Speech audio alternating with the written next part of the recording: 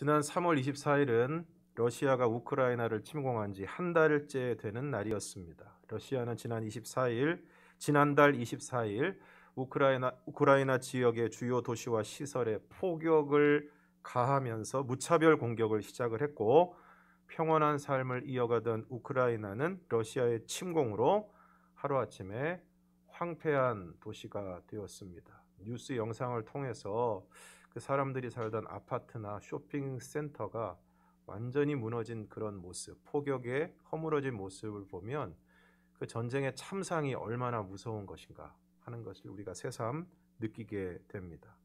지금도 우크라이나 사람들은 러시아의 폭격에 지하시설에 마련된 방공호에서 몸을 숨기며 생활을 하고 있고, 22일 기준으로 러시아 침공 이후 우크라이나에서는 사망 977명, 부상 1,594명 등 총 2,571명의 민간인 사상자가 나왔습니다.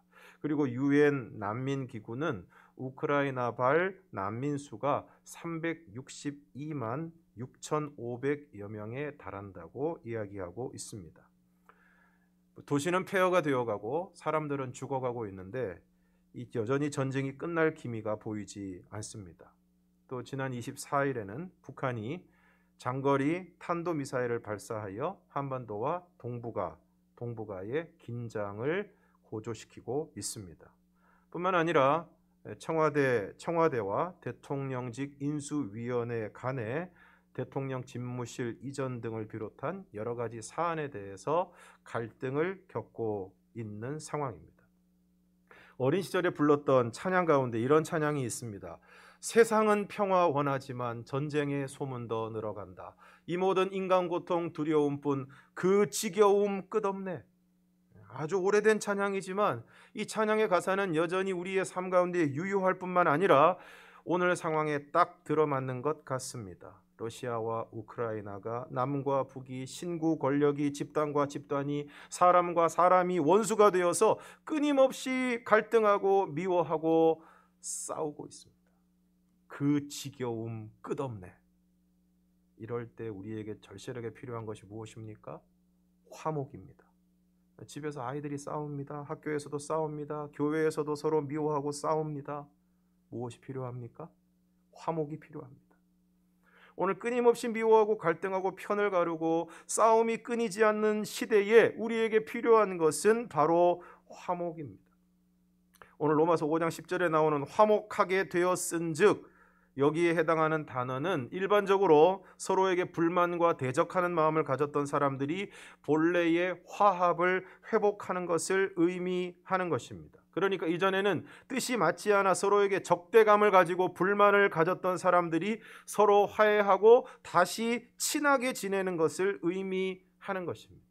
그리고 표준 국어 대사전을 보면 화목의 뜻을 서로 뜻이 맞고 정다움이라고 뜻을 풀이하고 있습니다. 참 이 풀이 가운데 정다움이라는 단어가 마음에 와 닿습니다. 오늘 여러분은 사람들과 정답게 살아가고 계십니까? 그런데 오늘 본문 10절 말씀에 보면 우리가 원수 되었을 때에 그의 아들의 죽으심으로 말미암아 하나님과 화목하게 되었다라고 말씀하고 있습니다.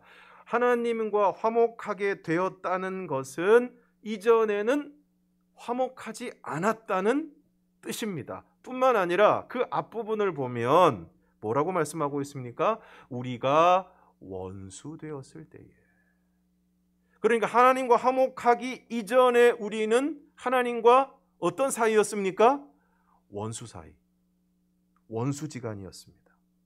그러면 오늘 우리가 왜 하나님과 원수가 되었습니까? 바로 죄 때문입니다. 로마서 1장 18절을 보겠습니다. 하나님의 진노가 불의로 진리를 막는 모든 사람들의 모든 경건하지 않음과 불의에 대하여 하늘로부터 나타나나니. 하나님의 진노가 어디에 나타난다고 말씀하고 있습니까? 불의로 진리를 막는 사람들의 모든 경건하지 않음과 불의에 대하여 하나님의 진노가 나타난다 말씀하고 있습니다. 그러면 여기서 불의로 진리를 막는 사람들의 경건하지 않음과 불의가 무엇입니까? 그것이 바로 죄입니다. 그러므로 하나님의 진노가 인간의 죄를 향하고 있습니다. 하나님은 거룩하신 분이시기 때문에 결코 죄를 용납하지 않으실 뿐만 아니라 그 죄에 대해서는 하나님의 진노가 임하게 되는 것입니다. 그러므로 오늘 우리는 죄를 결코 가볍게 생각해서는 안 됩니다. 이 정도 죄는 지어도 된다고 생각하거나 다른 사람들도 다 그렇게 하니까 나도 해도 된다는 식으로 죄를 지어서는 안 되는 것입니다. 왜냐하면 하나님의 진노가 그 죄를 향하고 있기 때문입니다. 이사야 59장 1절에서 3절을 보겠습니다. 여호와의 손이 짧아 구원하지 못하심도 아니요 귀가 둔하여 듣지 못하심도 아니라 오직 너희 죄악이 너희와 너희 하나님 사이를 갈라놓았고 너희 죄가 그의 얼굴을 가리어서 너희에게서 듣지 않으시게 함이니라. 이는 너희 손이 피해 너희 손가락이 죄악에 더러워졌으며 너희 입술은 거짓을 말하며 너희 혀는 악독을 내밀어. 이사야 선지자가 유다 백성들에게 이렇게 이야기합니다. 여호와의 손이 짧으신 것이 아니다. 귀가 둔하신 것도 아니다. 문제는 너희 죄악이 너희와 너희 하나님 사이를 갈라놓았고 너희 죄가 그의 얼굴을 가리어서 듣지 않으시게 하는 것이다. 무엇이 하나님과 우리의 사이를 갈라놓았습니까? 무엇이 하나님의 얼굴을 우리로부터 가리었습니까? 죄가, 너희 죄악이, 내 죄가 그렇게 했다는 것입니다. 여러분, 죄 짓고 기도해 보셨습니까? 죄 짓고 예배를 드려 보셨습니까? 아내와 싸우고 난 다음 날 새벽 기도를 인도하면 얼마나 힘든지 모릅니다. 저의 마음이 하나님께 집중하기도 힘들고 정말 하나님과 저 사이에 뭔가 커다란 벽이 서 있는 것 같습니다. 여러분, 죄 짓고 기도해 보셨습니까? 그러면 그 시간에 사탄이 우리를 얼마나 정죄하는지 모릅니다. 야, 너 같은 인간이 무슨 기도를 하냐? 너 그렇게 죄 짓고도 참 뻔뻔하게 기도 잘하는구나. 이처럼 죄가 하나님과 우리 사이를 갈라놓고 하나님의 얼굴을 가리고 하나님의 진노가 임함으로 하나님과 우리 사이를 원수지간으로 만들어 놓는 것입니다. 그리고 여기에는 단 한 사람의 예외도 없습니다. 로마서 3장 9절에서 12절을 보겠습니다. 그러면 어떠하냐? 우리는 나으냐? 결코 아니라. 유대인이나 헬라인이나 다 죄 아래에 있다고 우리가 이미 선언하였느니라. 기록된 바 의인은 없나니 하나도 없으며 깨닫는 자도 없고 하나님을 찾는 자도 없고 다 치우쳐 함께 무익하게 되고 선을 행하는 자는 없나니 하나도 없도다. 다 죄인이라는 말씀이고 다 죄인이라는 말씀은 다 하나님과 원수지간 그리고 그로 인해서 하나님의 심판을 피할 수 없다는 것입니다. 그래서 로마서 3장 23절은 다음과 같이 선포합니다. 모든 사람이 죄를 범하였음에 하나님의 영광에 이르지 못하더니. 그 죄 때문에 우리는 한 사람도 하나님의 영광에 이르지 못한다. 그런데 죄 때문에 이와 같이 하나님의 영광에 이르지 못하는 인간에게 놀라운 일이 일어납니다. 로마서 3장 24절 25절을 우리가 함께 읽겠습니다. 시작. 그리스도 예수 안에 있는 속량으로 말미암아 하나님의 은혜로 값없이 의롭다 하심을 얻은 자 되었느니라. 이 예수를 하나님이 그의 피로써 믿음으로 말미암는 화목 제물로 세우셨으니 이는 하나님께서 길이 참으시는 중에 전에 지은 죄를 간과하심으로 자기의 의로움을 나타내려 하심이니. 25절에서 뭐라고 말씀하고 있습니까? 이 예수를 하나님이 그의 피로써 믿음으로 말미암는 화목제물로 세우셨다. 화목제물은 화목제라는 제사를 드릴 때 드리는 제물이 바로 화목제물인데, 이 구약시대의 화목제는 하나님과 인간 사이의 분쟁을 종식하고 화평과 친교와 연합이 이루어졌음을 감사하며 드리는 제사가 바로 화목제입니다. 그러면 화목 제물로 드려졌다는 것은 무엇을 의미하는 것입니까? 우리 다시 한번 로마서 5장 10절을 보겠습니다. 곧 우리가 원수 되었을 때에 그의 아들의 죽으심으로 말미암아 하나님과 화목하게 되었은즉. 하나님과 원수 되었던 우리가 어떻게 하나님과 화목하게 되었습니까? 그의 아들의 죽으심으로, 그의 아들의 죽으심으로. 그러니까 예수님이 화목 제물이 되셨다는 것은 죽으셨다는 것입니다. 그리고 죽으셨다는 것은 우리가 이미 잘 알고 있는 것처럼 십자가에 죽으신 것을 말씀하고 있는 것입니다. 에베소서 2장 16절 말씀을 우리가 함께 읽겠습니다. 시작. 또 십자가로 이 둘을 한 몸으로 하나님과 화목하게 하려 하심이라. 원수된 것을 십자가로 소멸하시고. 하나님과 우리 사이가 원수였는데 십자가의 죽으심으로, 그 십자가로 원수된 것을 소멸하셨다는 것입니다. 이처럼 하나님과 원수되었던 우리가 그의 아들의 죽으심으로, 예수님이 하나님과 우리의 원수 관계를 깨뜨리고 소멸하기 위해서 자신을 화목제물로 내어주시고 십자가의 죽으심으로 하나님과 우리 사이에 화목이 이루어지게 된 것입니다. 그러면 오늘 그의 아들의 죽으심으로 하나님과 화목하게 된 우리는 어떻게 해야 되겠습니까? 고린도후서 5장 18절과 19절 말씀을 함께 읽겠습니다. 시작. 모든 것이 하나님께로서 났으며 그가 그리스도로 말미암아 우리를 자기와 화목하게 하시고 또 우리에게 화목하게 하는 직분을 주셨으니 곧 하나님께서 그리스도 안에 계시사 세상을 자기와 화목하게 하시며 그들의 죄를 그들에게 돌리지 아니하시고 화목하게 하는 말씀을 우리에게 부탁하게 하셨느니라. 그리스도로 말미암아 우리를 자기와 화목하게 하신 하나님이 우리에게 무엇을 주셨습니까? 화목하게 하는 직분을 주셨습니다. 그리고 19절에서는 화목하게 하는 말씀을 부탁하셨다고 했는데, 화목하게 하는 말씀은 바로 복음을 뜻하는 것입니다. 그 내용이 무엇입니까? 예수 그리스도께서 우리의 죄를 대신하여 십자가에 죽으심으로 하나님과 우리 사이의 죄 문제를 해결하시고 그로 인하여 하나님과 우리 사이의 화목을 이루셨는데, 예수 그리스도를 믿기만 하면 그러한 화목의 역사가, 하나님과 화해하고 하나님과 화목을 이루는 역사가 오늘 우리 가운데 이루어진다는 것입니다. 그래서 사도 바울이 20절에서 무엇이라고 말씀하고 있습니까? 그러므로 우리가 그리스도를 대신하여 사신이 되어 하나님이 우리를 통하여 너희를 권면하시는 것 같이 그리스도를 대신하여 간청하노니 너희는 하나님과 화목하라. 여러분, 오늘 우리가 화목을 이루는 삶을 살아가는 것이 중요한데 가장 먼저 이루어야 될 화목이 무엇일까요? 하나님과 화목하는 것입니다. 하나님과의 화목이 이루어져야 됩니다. 왜 그렇습니까? 하나님과 화목하지 않은 사람, 하나님과 화해하지 않은 채로 살아가고 있는 사람들에게는 그가 느끼든 느끼지 못하든 여전히 하나님의 진노가 임하고 그 죄로 인해서 마침내 하나님의 영원한 심판을 받을 수밖에 없기 때문입니다.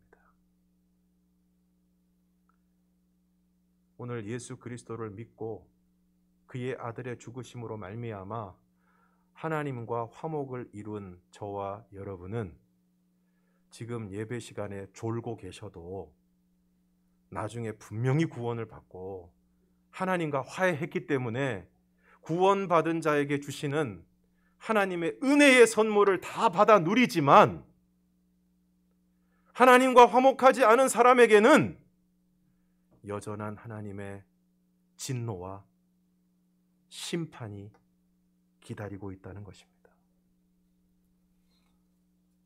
사람들이 다 죽는 것을 두려워합니다. 전쟁을 끔찍하게 여기고 전염병이 두려운 것은, 그리고 내 몸에 자그마한 이상이 생기는 것이 두려운 것은, 병원 가는 것이 그렇게 싫은 것은 결국은 죽는 것이 두렵기 때문입니다. 그런데 여러분, 죽음보다 더 두려운 것은 하나님의 심판입니다. 그리고 성경은 그러한 하나님의 심판이 분명하게 있다는 것을 말씀하고 있습니다. 히브리서 9장 27절은 이렇게 말씀하고 있습니다. 한 번 죽는 것은 사람에게 정해진 것이요 그 후에는 심판이 있으리. 어떤 의미에서는 우리가 죽음으로써 이 세상에서의 삶을 마감하는 것도 두려운 일이지만 영적인 존재인 인간은 자기가 하나님을 믿든 안 믿든 어떤 종교를 가지든 가지지 않든 상관없이 죽음 이후에 뭔가가 있을 것 같은 불안함을 가지고 있습니다. 어떤 의미에서는 죽음으로 그냥 딱 끝나버리면 뭐 잘 살든 못 살든 인생 살다가 끝나면 끝이다. 그러면 그래 까짓거 끝이다 이럴 수 있는데, 사람은 하나님을 믿든 안 믿든 예수를 믿든 안 믿든 죽음 이후에 뭔가가 있을 것 같아서, 죽음 이후에 또 다른 세계가 있을 것 같아서, 그리고 그 세계 가운데 어떤 구분이 있다면 좋지 않은 곳에 갈까 봐 두려운 것입니다. 그러므로 죄로 인해 하나님의 진노 가운데 살다가 마침내 하나님의 심판대 앞에 서기 전에 하나님과 화목해야 됩니다.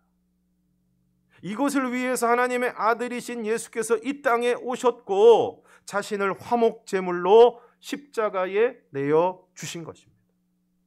그러므로 오늘 하나님과 화목하게 된 우리는 여전히 하나님과 원수된 채로 살아가고 있는 사람들을 하나님과 화목하게 하는 일에 최선을 다해야 할 것입니다. 그리고 그러기 위해서는 우리 주님이 그러하셨던 것처럼 오늘 우리도 죽어야 합니다. 주장하는 자세와 힘으로, 위협과 협박으로, 정죄와 논리로 우리 주위에 믿지 않는 사람들을 하나님과 과연 화목하게 할 수 있을까요? 하나님이 어떻게 우리들과 화목을 이루셨습니까? 먼저 사랑함으로, 그리고 그 사랑함으로 말미암아 자신의 가장 귀한 것을 우리를 위하여 내어 주심으로. 예수님께서 어떻게 하나님과 인간 사이의 화목을 이루셨습니까? 십자가에 자신을 내어 주심으로, 죽으심으로 그것을 이루셨습니다. 가끔 믿는 성도들이 믿지 않는 남편과 가족들을 쉽게 정죄하고 함부로 대하고 윽박지르는 모습을 볼 수 있습니다. 무엇보다 그것은 하나님과 예수님의 모습과는 다른 모습입니다. 이번 주에 교회 안 가면 국물도 없어? 이렇게 해가지고 정말 진정한 전도와 구원을 이룰 수 있겠습니까? 그렇게 해서 진정 그들을 하나님과 화목하게 할 수 있을까요? 오늘 우리는 주님이 그러하셨던 것처럼 내가 사랑하는 그 사람들이 하나님과 화목하게 하기 위하여 나를 화목 제물로 드리고, 그래서 내가 죽어지고 희생하고 섬김으로 그 일을 이루어야 할 것입니다. 재산 문제 때문에 다시는 형제들을 보지 않겠다고 하는 분들이 있습니다. 어떻게 해결할 수 있을까요? 나의 몫을 양보하고 포기하면 해결됩니다. 아니, 밥상 위에 올라온 갈비도 양보할 수가 없는데 어떻게 그것을 양보할 수 있을까요? 세상의 그 어떤 가치보다 생명을 살리는 것이 귀하다는 것을 알면 양보하고 포기할 수 있습니다. 하나님이 왜 그 아들을 내어주셨을까요? 왜 주님께서 자신을 십자가의 화목제물로 드리셨을까요? 한 영혼을 살리는 것이 그 무엇보다도 귀하다는 것을 너무나도 잘 아셨기 때문입니다. 그러므로 오늘 우리도 한 영혼을 살리고 그 영혼을 하나님과 화목하게 하기 위하여 나의 것을 내어주고 양보하고 희생하고 죽어짐으로 하나님과 그들 사이에 아름다운 화목을 이루는 저와 여러분이 되기를 주님의 이름으로 축원합니다. 함께 찬양하겠습니다. 세상을 구원하기 위해 흘려야 할 피가 필요하다면, 죄인을 대신하기 위해 희생의 제물 필요하시다면 내 생명 제단 위에 드리리. 주 영광 위에 사용하소서. 함께 찬양하겠습니다.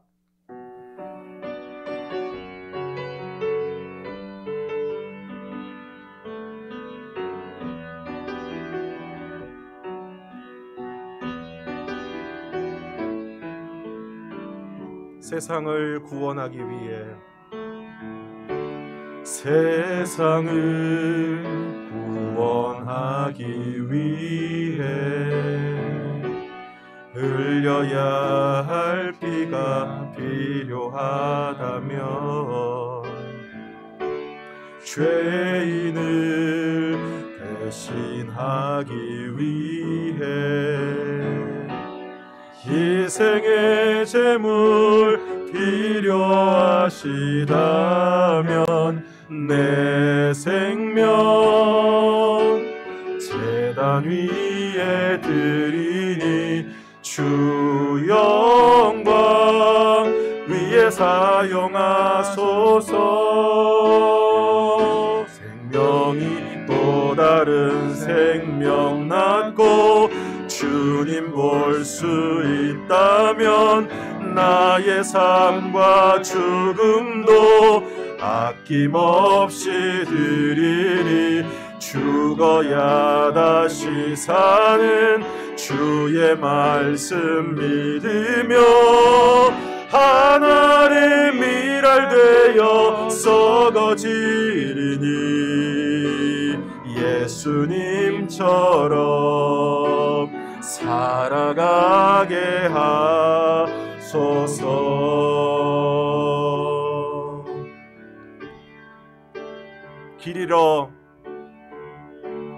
길 잃어 지친 양을 찾아 마음 상해 이리저리 헤매이는 한 영혼 찾아 아파하는 예수님 마음 내게 주옵소서. 십자가 온 세상 위한 그 희생 눈물로 그 길 가게 하소서.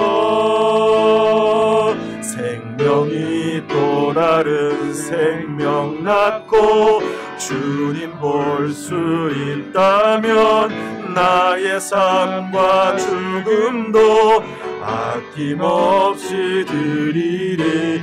죽어야 다시 사는 주의 말씀 믿으며 하나님 일할 되어 썩어지리니 예수님처럼 살아가게 하소서. 생명이 또 다른 생명 낳고 주님 볼 수 있다면 나의 삶과 죽음도 아낌없이 드리리. 죽어야 다시 사는 주의 말씀 믿으며 하나님 일할 되어 썩어지리니 예수님처럼 살아가게 하소서.